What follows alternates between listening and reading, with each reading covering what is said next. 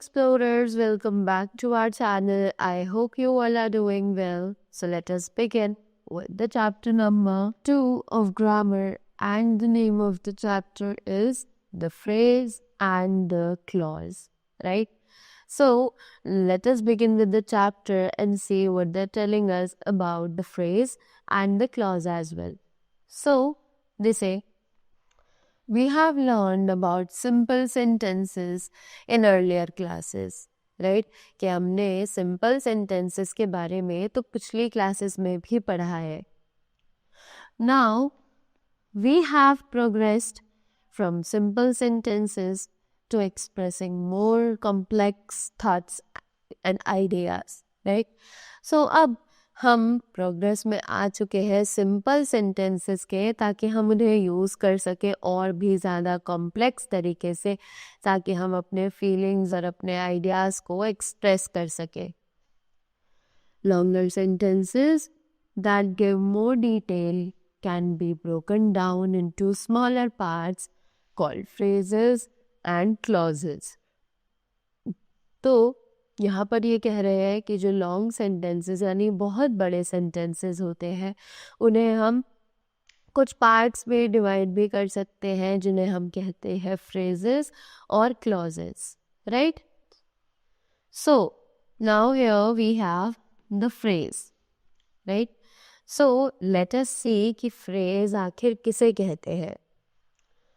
A group of 2 or more words which make sense but may not convey the complete meaning is known as a phrase, right? कि एक group of 2 या more words, 2 या 2 से ज़्यादा words जो sentence में present हो और sense भी बनाते हो, but वो एक complete meaning provide ना करते हो, उन्हें कहा जाता है phrase, right? So now they are saying कि phrase does not contain a subject-verb relationship. कि phrase में subject-verb agreement नाम की कोई भी चीज़ present नहीं होती है.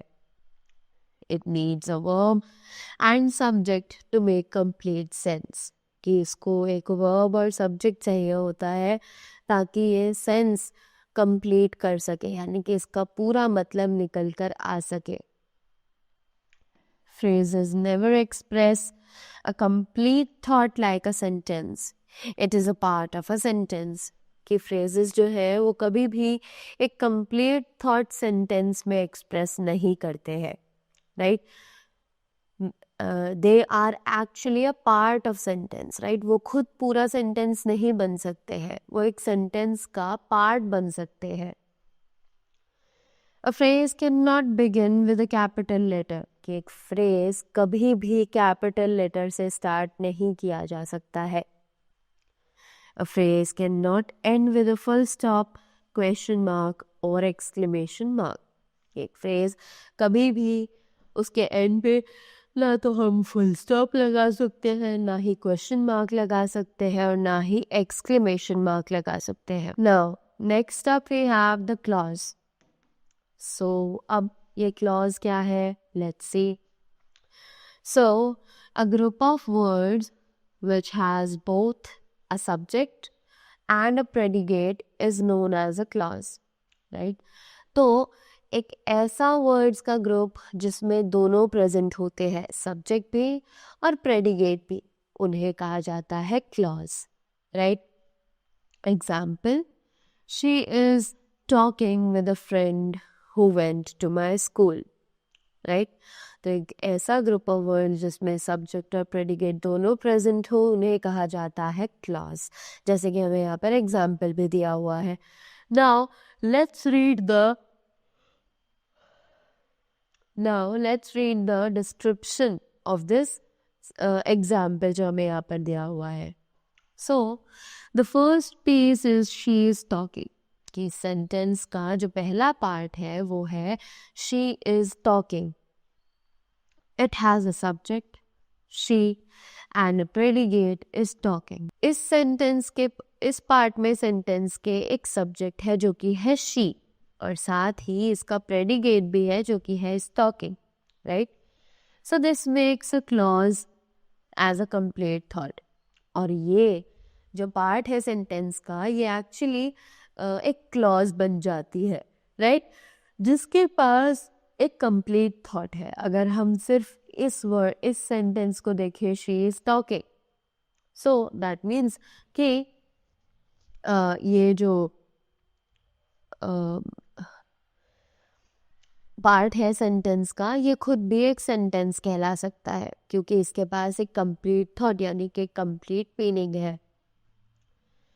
The second piece is with a friend. So अब ये जो सेकेंड पीस है वो है with a friend, right. There is no verb in it. हमें दिख रहा है कि यहाँ पर कोई भी वर्ब जो है वो यहाँ पर नहीं है।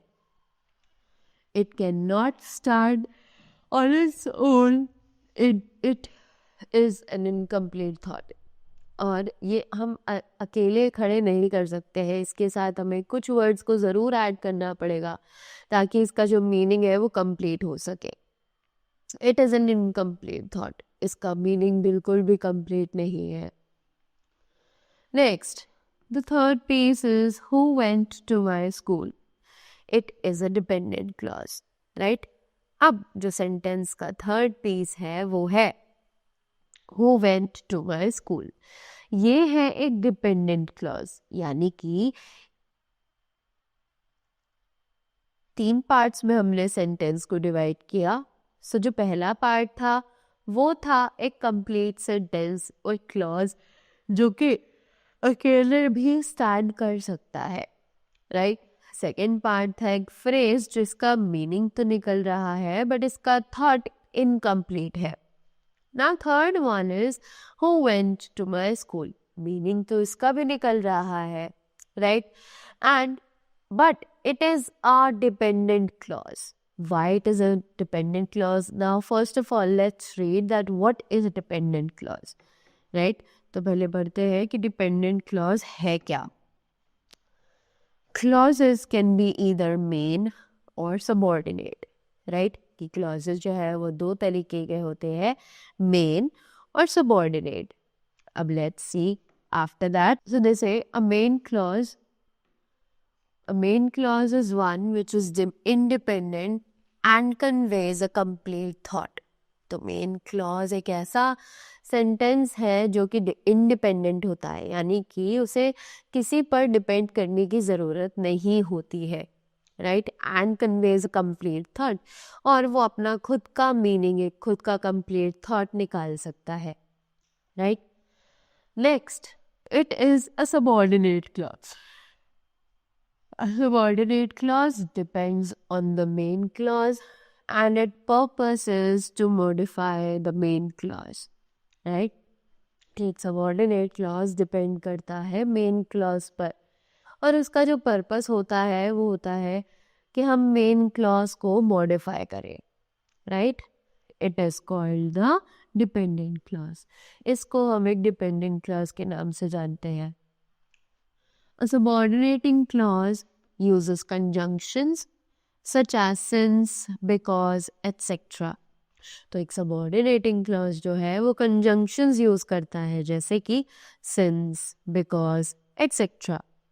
और relative pronouns such as who, which, that, etc। right? और साथ ही साथ relative pronouns भी, जैसे कि who, which, that, and etc। Now next we have examples, जो कि है while I was driving I noticed the road had begun to turn the left, right? So यहाँ पर इस sentence को description में पढ़ते हैं। So they say the first piece while I was driving has a verb was। तो जो sentence का पहला piece है जो कि है while I was driving, इसमें एक verb है जो कि है was, right? So it is a clause not a phrase, और इसीलिए इसमें verb present है तो ये कहलाएगा एक clause ना कि एक phrase। It is a subordinating clause because it tells us more about when did I notice the road had to begin to turn left। और ये एक subordinate clause है क्योंकि ये हमें बताता है कि जैसे ही मैंने गाड़ी स्टार्ट करी तो मैंने देखा कि जो रोड है वो लेफ्ट की तरफ टर्न कर रही है। Next, The other clause, I noticed the road had begun to turn to the left, is a complete thought. Therefore, it is the make clause. क्योंकि इस सेंटेंस में पूरा मीनिंग निकल रहा है, it is a complete thought, तो ये कहलाएगा main clause. So that was all about the chapter. I hope you all enjoyed it and you all learned the phrases and what the clauses are, right? So that was all from my side. Thank you so much and have a great day ahead.